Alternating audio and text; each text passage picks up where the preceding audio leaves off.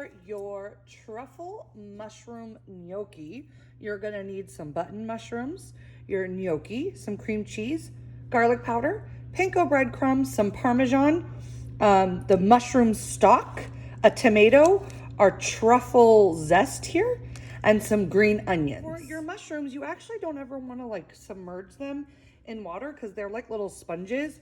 So in order to clean them, you really should just take a damp paper towel, and you see how I'm just wiping off this dirt here, and the other ones I've already done.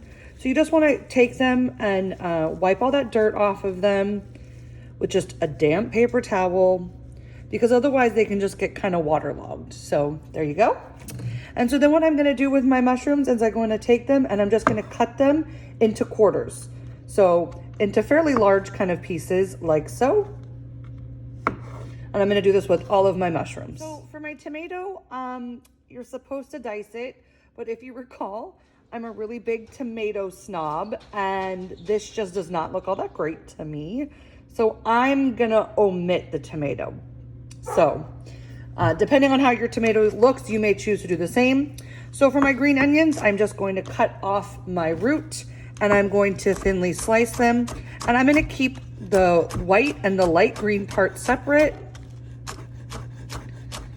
and use for two different applications. So now those are all my white and my light green parts. So I've got those on one side of my cutting board, and then I'm gonna just finish chopping up the remaining, the dark green, more leafy part. We're making our panko breadcrumbs, and to do this, we're gonna start, we have 3 tablespoons of butter here that I've separated. We're gonna start with just 1 tablespoon of butter, and we're gonna let that start to melt. And then we're gonna add our panko breadcrumbs. These are just a Japanese style breadcrumb that have not been flavored. And by adding them and cooking them for a few minutes, they're gonna get a nice toasted flavor with this butter. So we're gonna go ahead and cook this down for about 2 to 3 minutes until we start to see a change in color in our panko. My panko's been cooking for a couple minutes and it's kind of starting to smell like toast. And so now I'm gonna take my garlic powder and I'm gonna add just half of this because we're gonna be saving the rest of the garlic powder for our sauce. So it doesn't have to be exact, but just save some of the garlic powder. And it's kind of caked in there. There we go. More. So our garlic powder, and then we're gonna add some salt and pepper.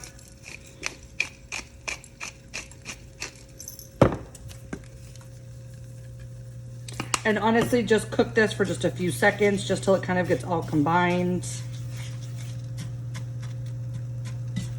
And then we're gonna take it out and put it into a bowl. And then we're gonna wipe this pan down. So we're gonna wipe it down. It doesn't need to be washed, so that then we can cook our mushrooms in it.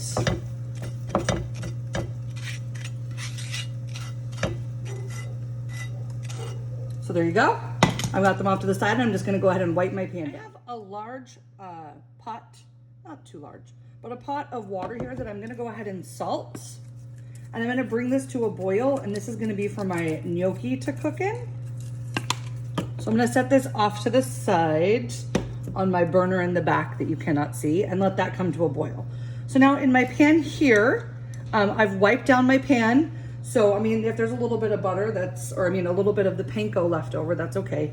And I'm gonna add a little drizzle of oil. And then I'm gonna add my mushrooms.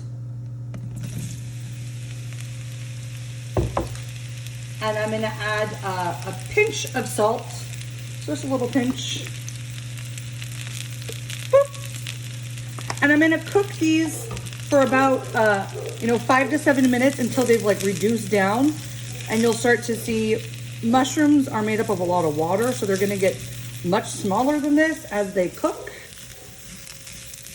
And if I find that my pan is getting too dry, I can add a little bit more oil to them. So we're just gonna cook these down for about 5 to 7 minutes until they're nice and tender and golden brown. So my mushrooms look nice and golden brown here, as you can see. And my pasta water has come to a boil. So I'm gonna carefully drop these gnocchi in. Gnocchi is a potato, like little dumpling. So it's made with mashed potatoes and flour. And so these are fresh still. They haven't been dried like a traditional pasta. So you're gonna only cook them for about 3 to 4 minutes and then drain them while you continue working on your mushroom sauce. So I've got them all in the pan there. So again, just 3 to 4 minutes and strain them. When I cook mushrooms, I'm gonna add another tablespoon of butter. And then I'm gonna go ahead and I'm gonna add those scallion whites. And I'm gonna add the rest of this garlic powder. And just give it a stir and only cook for about 30 seconds.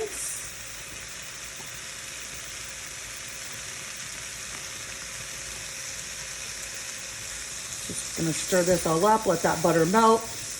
And once the butter melts, I'm gonna continue with the rest of my sauce. In my mushrooms now, I'm gonna go ahead and add 1/3 cup of water. I'm gonna add the entire contents of this mushroom stock. So this is a completely vegetarian meal.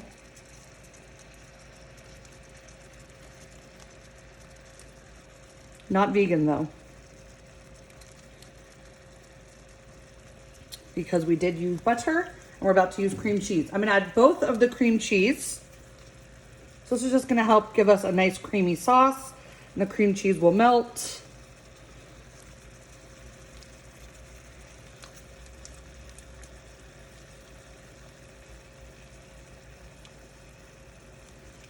So both of those in, and then half the Parmesan cheese. We're gonna save the other half of Parmesan for service. So I'm gonna go ahead and I'm just gonna let this cook for just a couple minutes until my cream cheese melts down and the Parmesan melts. And then I'm gonna turn it off the heat. So as you can see, my cheese is all melted, even the cream cheese. Do not fear if it looks like it's kind of lumpy, it will eventually all melt, just patience and stirring. Okay, so I've taken it off the heat now, and to this I'm gonna add my last tablespoon of butter. And then I am going to add this truffle zest seasoning. Truffle has a very strong flavor. It's one of the most expensive ingredients in the world. It is prized for its like very earthy flavor. They actually use truffle pigs to hunt these. And so I'm gonna use the whole contents because personally, I love truffles. I love truffles, I love mushrooms. But if you're a little unsure, I would only start with half and give it a taste. You can always sprinkle some on top. So you're gonna smell it and you're gonna smell that like really earthy, intense mushroom scent right away. And if your tomato look good, this is also when you would add your tomato in. So that is all nice and combined. And so now I am going to go ahead and add in my cooked and drained gnocchi. But it's gotten kind of stuck to my strainer. There we go.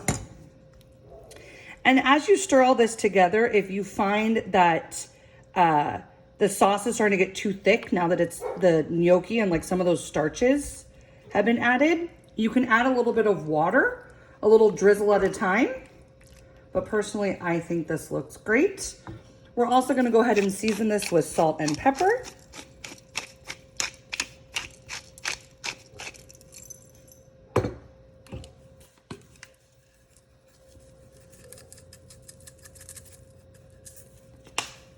Give it a stir.